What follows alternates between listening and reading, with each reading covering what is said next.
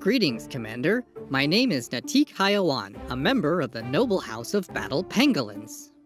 I was sent by the Queen to guide you through the world of the Dragoness, Command of the Flame. Today we'll be learning about quests, map exploration, and the battle system. In the aftermath of the chaos wrought by the cruel Shai Va, you have been summoned by the Dragoness to the Drythyr Peninsula. Your goal is to restore peace and order to the land, and you will achieve this by completing quests. Each quest will take you to a different region of the peninsula as you traverse verdant forests, sun-scorched deserts, frozen wastes, and smog-choked lava flows. A quest will always have a main objective which you'll need to complete to progress through the campaign. There are many different types of objectives. Some will center around defeating powerful foes and rival armies. Others might involve securing precious resources or defending key strategic points from enemy attack. During a quest, you may discover optional side objectives where you'll provide additional aid and support to the peninsula's many varied factions. Although you aren't required to complete these objectives, they can yield valuable rewards to help you complete your quest. For each quest, you'll be taking control of the commander and exploring its associated map by spending a set number of movement steps every turn. Once you have exhausted all your steps, you can pick from one of 3 end-of-turn bonuses to assist you during your next turn. These bonuses can include extra steps, health regeneration, and even defensive buffs. As you explore, you'll discover many nodes from which you can gather precious resources such as iron and granite. Resources can be spent to recruit new units to your growing army from camps and help advance side objectives. There are also numerous sites of interest which you can visit. Universities confer ancient knowledge, mana wells bestow hidden powers, and mines provide a steady supply of resources every turn. When exploring, you'll need to manage your food rations, which gradually diminish over time. Be advised that running out of food will result in your army growing hungry and weakening them in coming battles.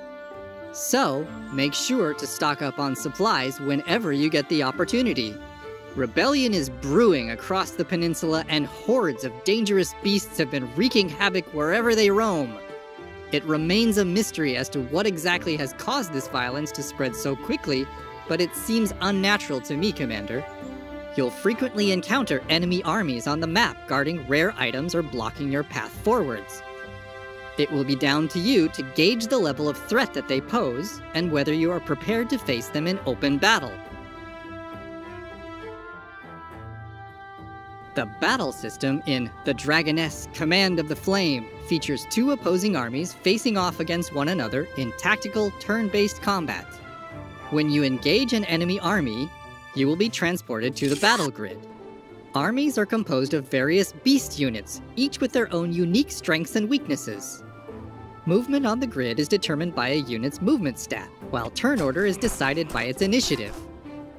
Units have several common actions that they can perform on their turn. Melee and ranged attacks can be used against foes to inflict damage. Bear in mind, however, that you'll need to break through a target's shield first before you can start reducing their health and eventually defeat them.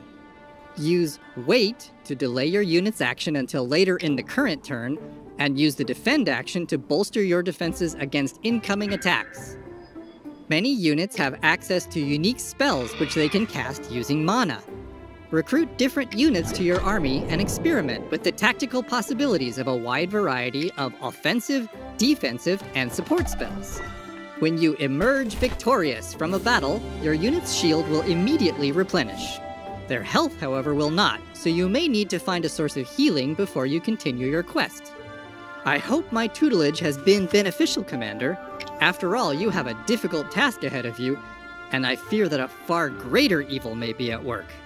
I look forward to our next lesson. Greetings, Commander. Today we'll be focusing on restoring the capital and building your army.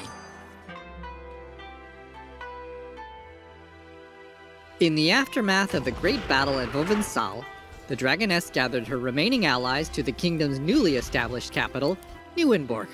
While this fledgling city has plenty of potential to become a thriving hub, there is much work to do before it can truly be considered the jewel of the peninsula, as Vovensal once was.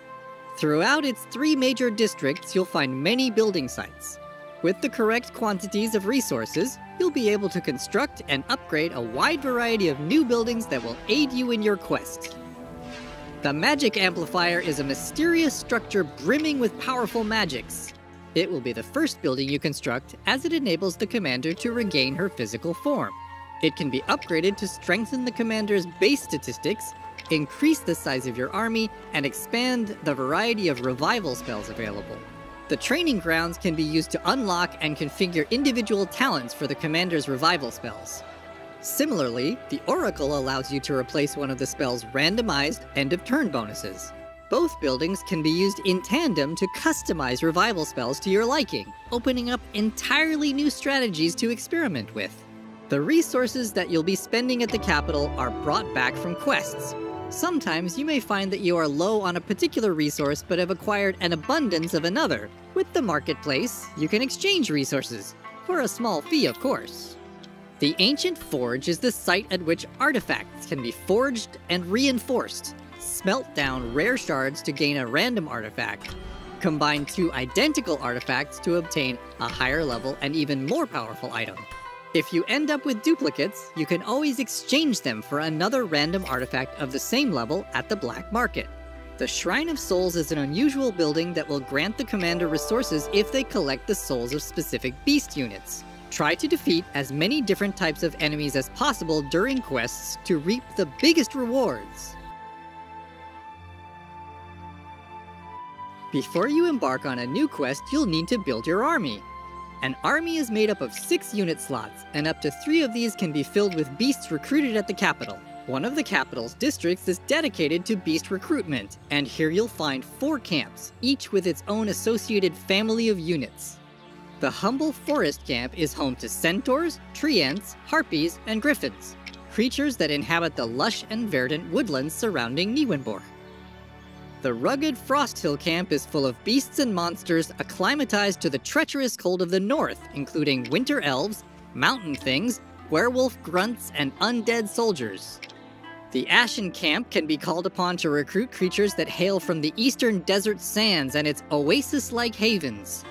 These include the giant crab, desert eye, desert viper, and majestic phoenix. From the smog-choked Zildaria camp, you'll find species that have managed to endure the demonic corruption spreading in the south, including the imp, succubus, dark skull, and vampiric bat. In addition to these regular camps, the commander can also construct the mercenary camp, which enables the recruitment of some of the kingdom's most powerful units. While these monsters hold no loyalty to the Dragoness, their cooperation can be bought using the rare and valuable Mercenary Sigil resource. When out on a quest, you can fill your remaining 3 army slots by visiting field camps and completing side quests to gain access to even more unique units. And if you ever find yourself wanting for space in your army, you can merge 2 identical units to form a combined, more advanced unit. As the commander of the Queen's army, you'll need to be adaptable. Try experimenting with different unit combinations to create a wide range of fighting forces. After all, not every situation will require the same approach. And so concludes the final lesson, Commander. You've been a diligent student, and it's been my pleasure to teach you. I now feel safe in the knowledge that the kingdom has its hero, and that order will soon return, once and for all.